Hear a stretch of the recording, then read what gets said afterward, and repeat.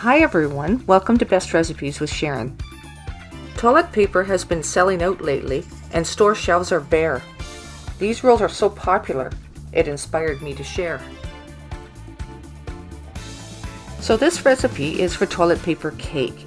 It's a real cake that you can actually eat. This is like a white pound cake with creamy chocolate buttercream between the layers and covered with fondant.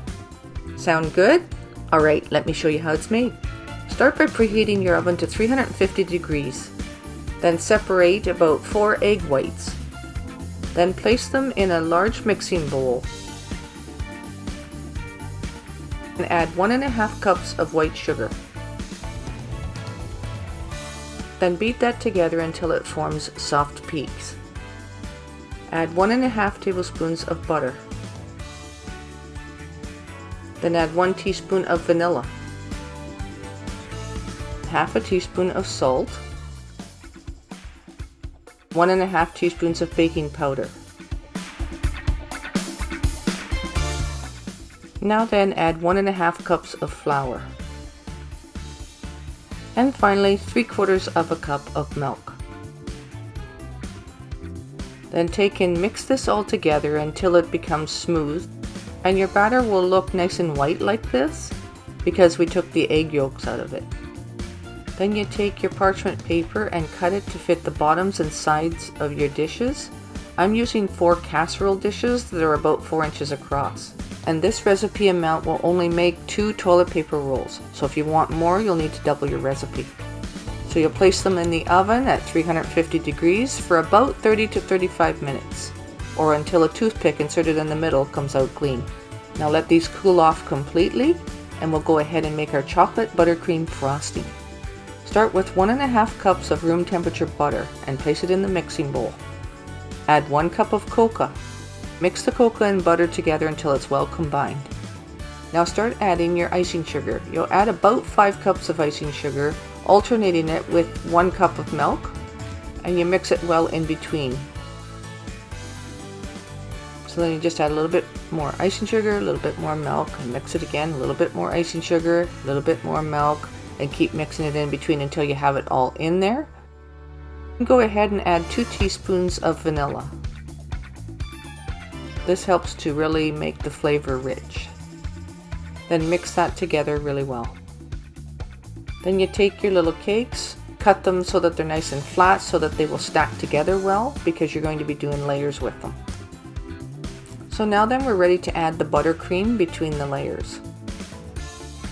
So I'm just slathering a good amount of chocolate buttercream on the first layer, and you'll want that to be a good 1/2 to 1 inch thick. And that's the beauty of buttercream frosting. It really holds up well between layers.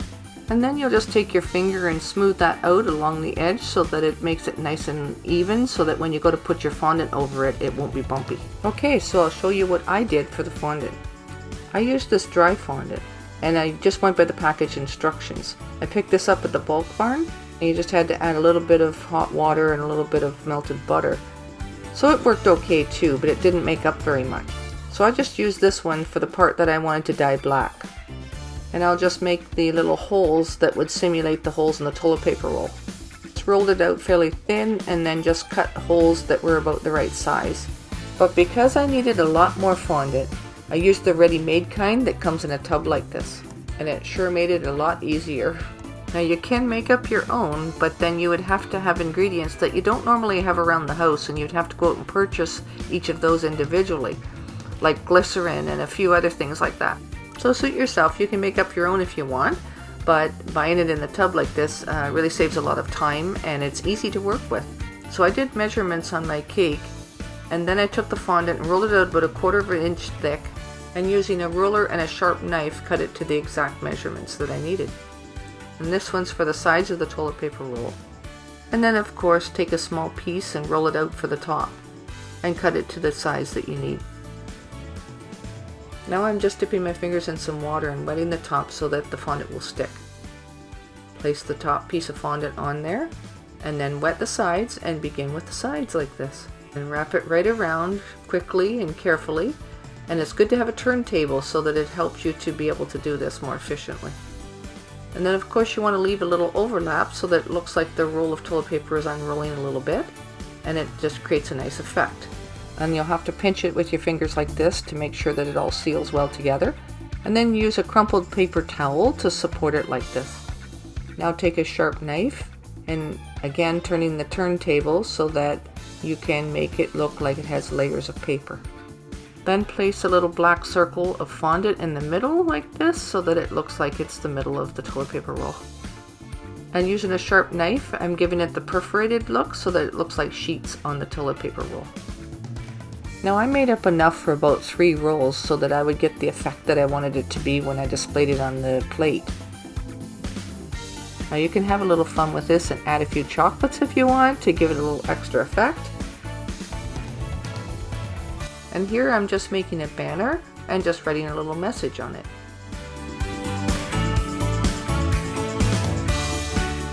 Now this cake's often used for birthdays or retirement. So go ahead and give the world we live in a chuckle or a smile out of it, and let that be what is infectious to others. Thank you to everyone for sharing and helping one another in these trying times that we're faced together, and may God bless you. So go ahead and make this cake, and I hope you really enjoy it.